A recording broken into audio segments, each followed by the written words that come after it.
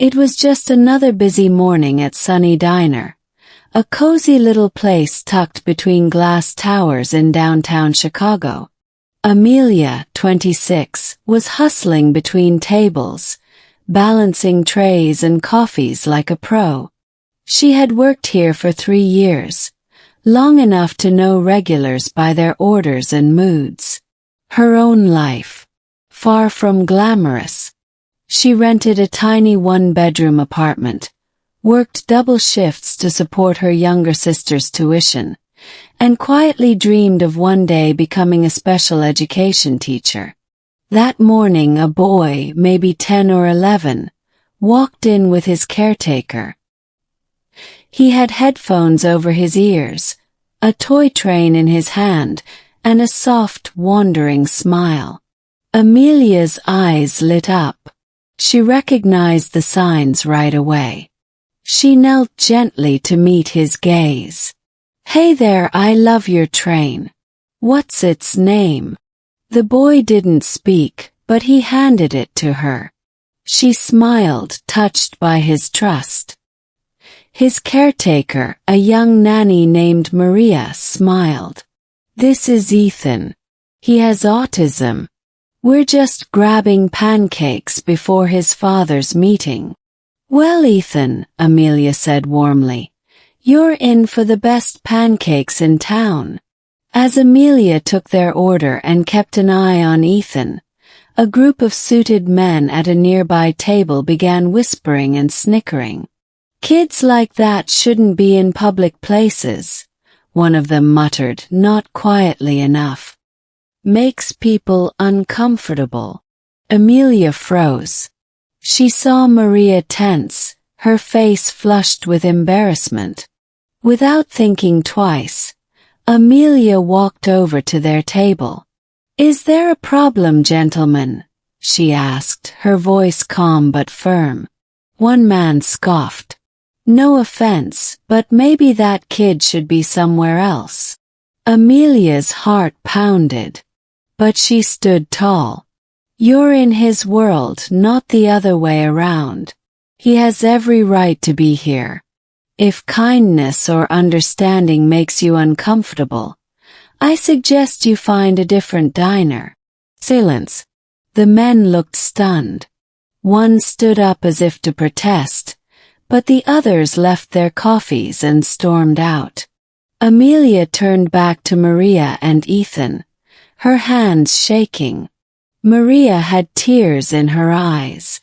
"Thank you. Not many people would do that." Amelia smiled. "Everyone deserves to feel safe." The next day, a black SUV pulled up in front of Sunny Diner. A man in a tailored navy suit stepped out. Tall, composed, and unmistakably powerful. He entered and scanned the room. "Excuse me," he said to the hostess. "I'm looking for a waitress named Amelia." Amelia wiped her hands on her apron and stepped forward cautiously. "I'm Amelia. Can I help you?" The man extended his hand. "I'm Thomas Wexler, Ethan's father."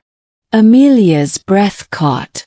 Thomas Wexler, CEO of Wextech Industries, one of the most powerful tech firms in the Midwest. "I heard what happened yesterday. Maria told me everything. You stood up for my son when you didn't have to." Amelia shrugged, blushing. "I just did what was right." Thomas looked at her closely. "You're studying to be a special ed teacher, aren't you?" Amelia blinked. "How do you know that?" "I asked around. You're well known around here, for the right reasons." He pulled out a card. "Wextech has a scholarship program for aspiring educators. Consider this your acceptance. Full tuition.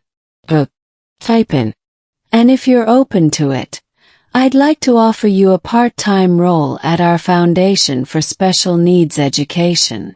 Amelia's eyes welled with tears. She couldn't speak. Thomas smiled. Ethan doesn't say much, but yesterday when he got home, he did something he rarely does. He hugged his train and said one word. Friend. That was you. You made him feel safe. 2 years later, Amelia stood on a stage in cap and gown, diploma in hand. In the front row sat her younger sister, crying proud tears. Next to her sat Thomas and Ethan, now 13, smiling wide, his toy train still clutched in his hand. Amelia was no longer a waitress. She was now the director of Ethan's Place, a learning center funded by Waitress, designed specifically for children with special needs. She spent her days advocating, teaching, and training new educators.